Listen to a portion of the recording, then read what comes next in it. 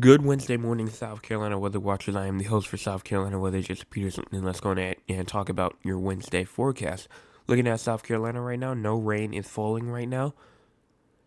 And if we look at the East Coast, we do have a couple of showers, some snow showers just north of New York that is forming right now. That's coming from a system in Canada. And if you move down to Louisiana, we do have some showers down here as well. And then we do have some rain blobs over here that's gonna cause some potential severe weather later inside of this region right here. Right now it's just heavy rain, but it will turn into severe storms later. I would talk about that. Illinois seeing some showers, the Rockies are seeing rain, snow, and ice, and then the Pacific Northwest is seeing some rain right now. Other than that, I don't see anything else too bad. Some snow up here inside North Dakota and Minnesota, and that's all I see. So let's go ahead and move on to cloud cover. Cloud cover right now is looking really good. Maybe a couple scattered clouds just northwest of Charleston, but other than that, seems like everything's going well. If we look over to our west, obviously that's not the case. Alabama, Mississippi, Louisiana getting absolutely taken over by clouds. Here is current temperatures: 43 in Greenville, 46 in Newberry, 46 in Columbia, 50 in Moncks Corner, 50 in Charleston, 50 in Georgetown, 50 in Myrtle Beach, 48 in Loris, 48 in Florence, 48 in Sumter, 44 in Augusta, 43 in Anderson and Walhalla, 43 in Rock Hill, 48 in Beaufort, and 50 in Moncks Corner, 46 in Savannah. So, looking like those temperatures mainly 50s near the coast, kind of like the mid 40s near the Midlands, and then the mid to low 40s inside the upstate, with even some freezing temperatures up there inside of North Carolina. Don't think that those are quite making it down to South Carolina, but here's our maximum temperatures for today. Maximum temperatures get to around 75 up there inside the upstate, 77 from Columbia, Augusta, Sumter, 78 inside of Florence, 69 inside of Myrtle Beach, and then that is 70 inside of Charleston. So this is what I was talking about. We're getting to the point now to where it's actually getting too hot that when we get closer to the water is going to actually be cooler than the actual, inland. Because, when it gets colder, the inland's colder.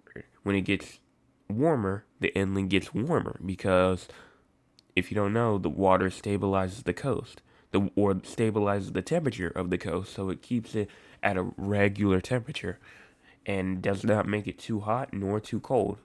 So that's what that does. The inland does not have inland. We don't have any. We don't have any water to regulate our temperature, so we're just over here just actually feeling the most of it. And today is a great example of that. It's going to be hotter in the Midlands and the upstate than it is going to be the coast. So that's pretty much what's going on. I told you guys literally last night, or maybe yesterday morning, but definitely yesterday for sure, that this was going to start happening. The inland regions were going to start getting warmer, and look at what's happening.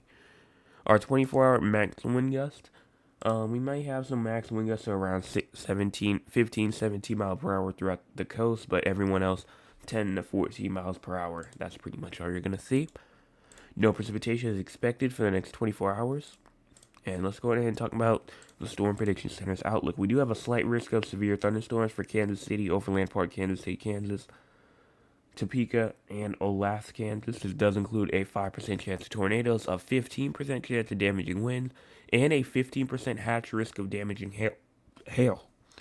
Again, if you know anybody inside the slight risk that I just called out, tell them that they are under a 15% chance of damaging winds and a 15% chance of damaging hail. And the tornado threat is a bit smaller. Like here's what the slight risk looks like, and then here's what the tornado risk looks like. So very different in size, as you can see. So if you know anybody inside the 5% region as well, let them know. We also do have a marginal risk surrounding that goes from Oklahoma City, Omaha, Nebraska, Tulsa, Oklahoma, Wichita, Kansas, and Plano, Texas. This does include a 5% chance of damaging wind, a 5% chance of damaging hail, and a bit of a smaller 2% chance for tornadoes as well. Norman, Oklahoma's in there, and Columbia, Missouri is inside the 2% risk. So if you know anybody inside the marginal risk, also let them know. It's also just east of Dallas as well. So honestly, eastern Dallas could potentially see some storms as well. But let's go ahead and move to the next day, because I usually don't do this, but I do want to talk about this because we do have an enhanced risk of severe weather. And honestly, I knew that was going to happen. Does have a 5% chance of tornadoes, a 15% chance of damaging winds, and the enhanced risk comes from the hail. We have a 30% chance of hail, the first 30% chance to ever hit the U.S. since I've started making these forecasts. I'm pretty sure might be the first one of the year, might be the first enhanced of the year. Not too sure though. But yes, we do have an enhanced risk mainly for hail as well. And then if we move on, we also do have a day 3 as well, a marginal risk. We are not included inside the marginal risk, and a lot of people say that they're surprised because they honestly thought that this was going to be extended, or maybe even a slight risk should be added. But honestly, I'm also surprised as well. I guess they thought that the models weren't really agreeing. Remember, I was talking about how there was a lot of uncertainty when it comes to Friday, and this is one of those times to where we just are very unsure. So that's why they probably don't have us under a marginal risk. And then here's our day 1 excessive rainfall. Look at marginal risk of excessive rainfall for Nebraska, Kansas, Missouri, Iowa, and parts of Illinois, going close to Chicago, but not quite close. And that's going to about wrap this up. Thank y'all so much for watching, and I'll see y'all this evening with another forecast update.